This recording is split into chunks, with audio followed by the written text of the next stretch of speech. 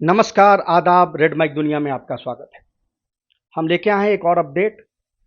Iran Israel जो जो युद्ध हो रहा है, युद्ध इसे कह भी नहीं सकते क्योंकि ऑफ़िशियली दोनों ने अभी तक इसे युद्ध डिक्लेयर भी नहीं किया है। ये जो कॉन्फ्लिक्ट हो रहा है, जो यूनिलैटरल अटैक किया है इज़राइल ने ईरान पे, उसका एक अपडेट लेके आ रहे हैं कि कल के अपडेट से लेकर अभी तक में क्या बड़ी सरगर्मी जो है वो वहाँ देखी गई।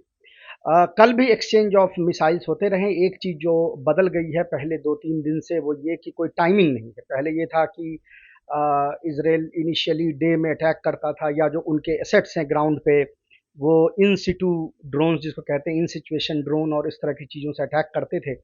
और एयरफोर्स जो है वो भी अटैक करने की कोशिश करता था और फिर शाम के बाद ईरान जो है वो काउंटर अटैक यानी मिसाइल अटैक्स जो है वो करना शुरू करता था। लेकिन वो कल से एक टूटता नज़र आ रहा है। कल भी और आज भी कोई टाइमिंग ऐसी कोई नहीं देखी गई है और लगातार एक दूसरे पे अटैक करते आ रहे हैं। कल इम्पॉर्टेंटली इसराइल ने एक और रेड लाइन क्रॉस किया जब उसने IRIB Islamic Republic of Iran broadcast जो है इस्लामिक रिपब्लिक इंफॉर्मेशन ब्रॉडकास्टिंग, जो ईरान का आप समझ सकते हैं कि उनका दूरदर्शन है, उसके बिल्डिंग पे कल उसने अटैक किया और अभी तक की जो खबर है उसमें कम से कम 3 जर्नलिस्ट मारे गए हैं, बाकी काफ़ी बड़ी संख्या में घायल हैं। बिल्डिंग में कई फ्लोर्स पे बहुत बुरी तरह से आग लगी हुई है। हालांकि सबने ये वीडियो देखा कि कैसे वो जो हॉस्टेस यानी वो जो जर्नलिस्ट उस समय प्रोग्राम होस्ट कर रही थी, वो कमरे से बाहर निकली और विद इन मिनट्स वो कमरे में वापस आके उन्होंने होस्ट करना शुरू कर दिया। तो वो इमेज देखी गई, लेकिन जैसा हमने पहले भी देखा है, चाहे वो गज़ा के केस में हो, चाहे वो लेबनान के केस में हो, कि इज़राइल के लिए ये सारी चीज़ें जो हैं वो मैटर नहीं करती कि इंटरनेशनल लॉ क्या कहता है। रिमेंबर कि journalist are protected under Geneva convention. War का कोई भी जो कन्वेंशन, जो जेनेवा कन्वेंशन वॉर को गाइड करती है, उसके अंतर्गत जर्नलिस्ट जो हैं वो प्रोटेक्टेड होते हैं। उसके बाद फिर तमाम हमले और जवाबी हमले जो हैं एक दूसरे के खिलाफ उन्होंने किया है। इनफैक्ट अभी जब मैं ये रिकॉर्ड कर रहा हूँ तो उससे कुछ देर पहले ही ईरान ने एक करीब 30 मिसाइल का बारात जो है वो मारा है इसराइल के तरफ, जिसमें से कुछ इम्पैक्ट्स जो हैं वो तेल अवीव में हुए हैं, कुछ इम्पैक्ट हर्जलिया जो एक टाउन है इसराइल का उसमें हुए हैं और तमाम और बेसिस पे भी हुए हैं। मिलिट्री सेंसरशिप जो है इसराइल में बहुत हाई लेवल पे है। इनफैक्ट आप हमारे स्क्रीन पे वो देखेंगे एक जो ऑर्डर है उनका इसराइल के एडमिनिस्ट्रेशन का, जिसमें वो बार बार कहते हैं कि कोई भी वीडियो और इस तरह की चीज़ शेयर ना की जाए, तो इसीलिए वीडियोज उसके नहीं मिलते हैं, लेकिन बड़े पैमाने पर वहाँ भी अटैक्स जो हैं वो हो रहे हैं। थोड़े बहुत वीडियो जो निकल के आते हैं उससे अंदाज़ा लगाया जा सकता है, लेकिन वो वीडियोज़ भी इनहेबिटेड इलाकों से निकल के आते हैं। यानी वो आपको तेल अवीव की वीडियो मिल जाएंगे, हर्जलिया के वीडियो मिल जाएंगे, गुश्तान के वीडियो मिल जाएंगे, लेकिन जो बेसेस हैं यानी नेबाटिम और जो तमाम और बेसिस हैं उसके आसपास के नहीं मिलेंगे, क्योंकि जाहिर है कि वहाँ पॉपुलेशन जो है वो नहीं है और इंडिविजुअल लेवल पे कोई उसकी वीडियोस और वगैरह नहीं बनाता। एक और चीज़ कल देखी गई वो इंटरेस्टिंग थी, वो ये कि जो एक लाइव टेलीकास्ट था जो इसराइल करता है, अब दुनिया के कई देश करते हैं अपने शहरों की वो कई जगहों पे कैमरे लगे होते हैं जो उस शहर का लाइव टेलीकास्ट कर रहे होते हैं। कल इसराइल ने शाम को वो कैमरे जो हैं वो बंद कर दिए हैं, वो भी आप अपने स्क्रीन पे देख सकते हैं। वो तमाम जो तेल अवीव और दूसरे शहरों में जो कैमरे लगे हुए थे उसको उसने बंद कर दिया है, ताकि जो इम्पैक्ट्स हैं उसकी यानी उसके असर जो है ना देखे जाए। ईरान में तेहरान में कल फिर से अटैक्स हुए हैं बड़ी तादाद में, और जिस तरह से डोनाल्ड ट्रंप ने अपने ट्वीट में लिखा है कि तेहरान खाली कर दो, तो उससे एक पैनिक है और बड़ी तादाद में लोग जो है वो तेहरान शहर छोड़ रहे हैं। हालांकि अगेन ये भी इलीगल है, यानी आप किसी भी शहर को नहीं कह सकते कि उसके लोग जो हैं उसको खाली कर दें, ये भी वॉर कन्वेंशन में नहीं आता। लेकिन कल ट्रंप ने इस तरह का वो अपना जो ट्रूथ सोशल पे लिखते हैं उस पे उन्होंने लिखा।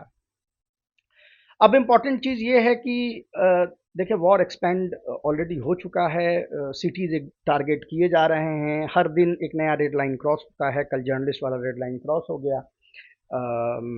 ऐसे भी खबर आ रही है कि जो ईरान के जो नए चीफ ऑफ स्टाफ थे अली शादमानी, उनकी भी असैसिनेशन जो है वो कल या आज जो है वो कर दी गई है, लेकिन उसकी अभी कोई पुष्टि जो है वो नहीं हुई है।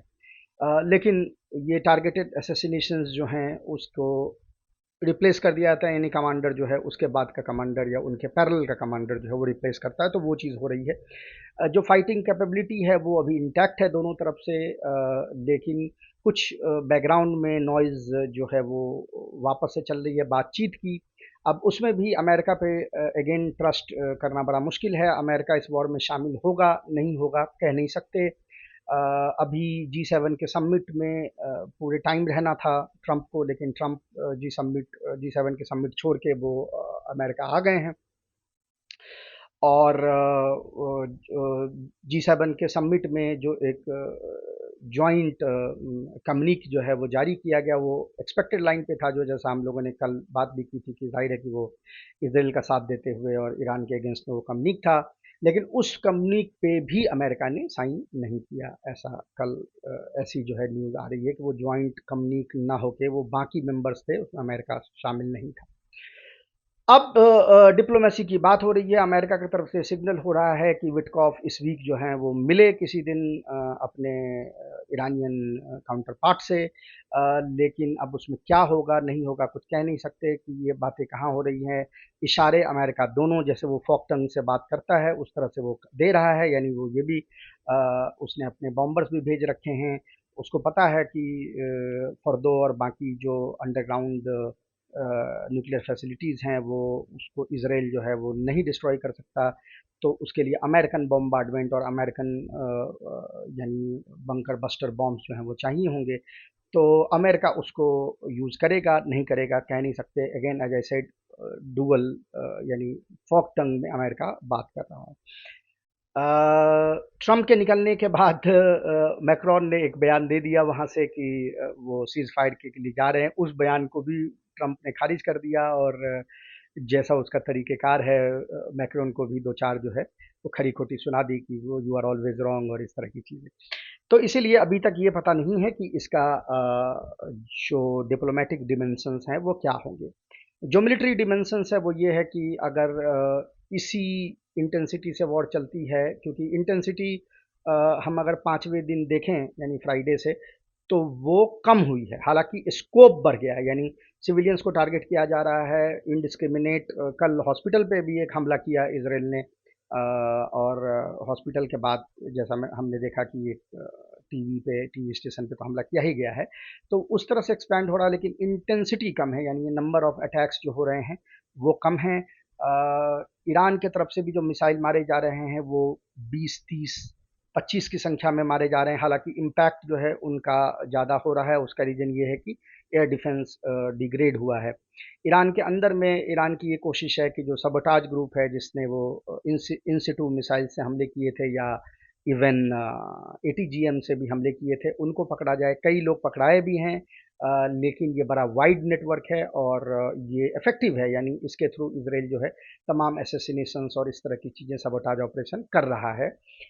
तो इसको न्यूट्रलाइज करना जो है वो अभी इतना आसान नहीं है, लेकिन बड़े लेवल पे वहाँ पे उनके इंटेलिजेंस एसेट्स और ड्रोन फैक्ट्रीज और इस तरह की चीज़ें जो वहाँ पे बना रहे थे जिससे हमले करते थे, उनको वहाँ से उनको यानी डिसमेंटल भी किया जा रहा है।